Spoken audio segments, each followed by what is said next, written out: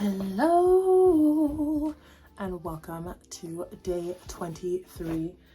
Hand clap. You have done excellent. And I know that it can be very difficult to be consistent, but I just want to say congratulations to you for continuously pushing the benchmark, continuously showing up for yourself. You deserve it more than anything. And I really hope that you have been existing, healing, and elevating, and that this journey has been as beneficial to you as it's been to me.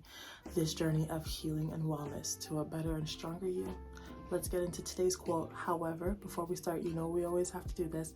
Take a deep breath with me. We're going to count to 3, and then we're going to hold for 4. 1, 2, 3.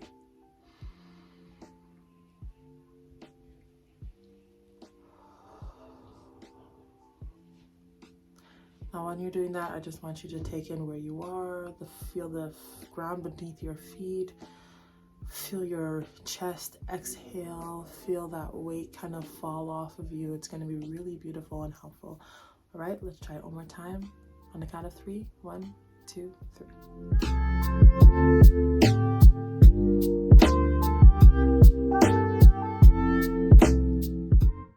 It is actually such a wonderful feeling to have that release, but you need to be aware that it's happening sometimes for you to get the full benefit of it. So that's why I just wanted to slow us down a second and have us do that. We cannot become what we want by remaining what we are.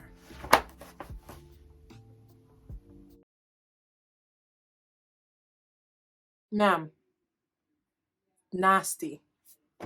How accurate is that? We cannot become what we want by remaining who we are. You have to let go of something to get something. You know that saying, you can't have your cake and eat it too. I really hate that saying. But a better saying, I think, is a seed in your hand is a seed that can never bear fruit. Something has to go in the ground. It has to leave you. It has to go in the ground. When the seed goes in the ground, it dies. It takes something to get something. You have to lose something. You have to release something out of your control. You have to release something out of your hands. It has to cost you something to get something. You cannot hold on to something and let go of something at the same time. You can't hold on to something and receive something at the same time. If my hand is closed holding on to something, nothing can get inside for it to hold on to so I can take something else. And in the same way, if you do not let go of who you were, the way you saw yourself, the old narratives, the old experiences, you can never hold on to who you want God to make you or who it is that you want to be. Because if who it is that you want to be took the things that you were already doing, you would have already been it. That's just the reality. Waking up every day, never going to the gym, and eating whatever you want is not going to get you the body that you want. If it did, you would have the body because you would be doing the things to get that body, and you would be the person that would have that body. However, the person that can have that body wakes up and goes to the gym. They wake up and have a healthy breakfast. They wake up and do 10,000 steps. These are the people that have what it is that you want. Those are the actions, that give the result that you want. And you need to be the person that makes those decisions. So what decisions are you going to make today? Who are you going to choose to be today? A couple days back, there was the quote that today is the biggest power you have over yesterday and tomorrow. The choices you make right now. What choices are you making right now? What are the things that you want to get done? What are the goals that you have? Who do you have to become to get those things? What do you have to do? What choices do you have to make sure that you're laying hold? Do you have to be more consistent? Do you have to be less fearful? And if you struggle with any of those things, how can God help you to become that person? That's another question that you can ask yourself. Why? Let's use the tools in our toolbox that we already have spoken about. In the past weeks, we talked about how God not only gives us the power, but the will to do the things that we ought to do to get to where we need to be, to fulfill His will, to fulfill His desire. You know what His desires are? His desires are towards us are good, to prosper us. So what is it that you want? And how can God help you and give you the desire? Have you stopped to ask God to give you the desire to do the things you ought to do that you struggled with getting done?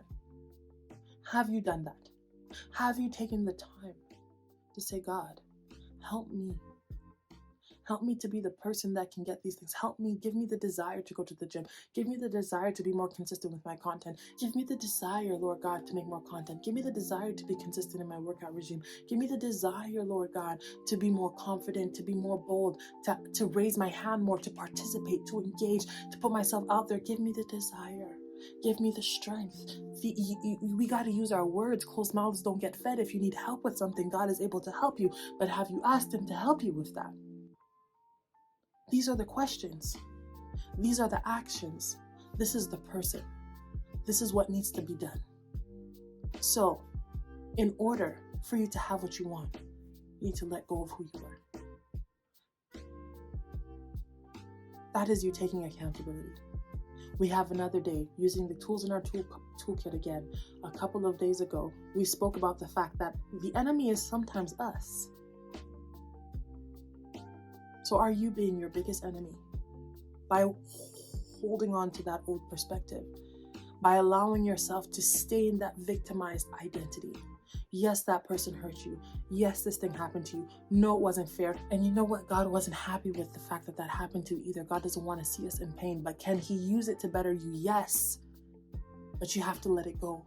You have to release it into His hands. You have to allow Him to turn that narrative into something different, for it to be something different for you. What are you holding on to? What am I holding on to that's getting between where I am and where I want to be? Because the reality is, not everything is because God is waiting on the right timing. A lot of times, God is waiting on you. God is waiting on you. He's never surprised. He's never in a rush, and He's never shocked. So sometimes if He's not doing something and you've been praying, you need to ask, God, is there an instruction that I missed? Sometimes there's not, and we just wait. But more often, I find in this day and age, God's just like, child, I told you to forgive that person months ago. You cannot be an unforgiving person and have your freedom. You cannot hold on and have and let go at the same time. You gotta let go, so you can have, so you can move, so you can progress. And so I want to encourage you today. Choose who you want to be and decide accordingly, but know that this decision that you make is going to be the decision that takes you a step closer or a step away from where God is calling you in this season. I write down, and I'm going to use this to end the video. We can all admit that there are habits and mindsets from our past, traumatic or not, that no longer serve us today, or who we want to be tomorrow.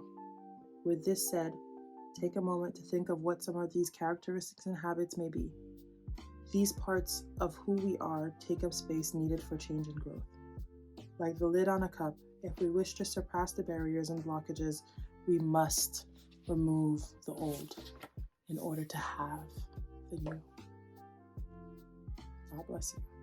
And let this encourage you to take that step, to choose to move forward, to choose a new you, to choose your promise and your future of tomorrow. It's waiting on you. So make that change today. God bless you. See you tomorrow.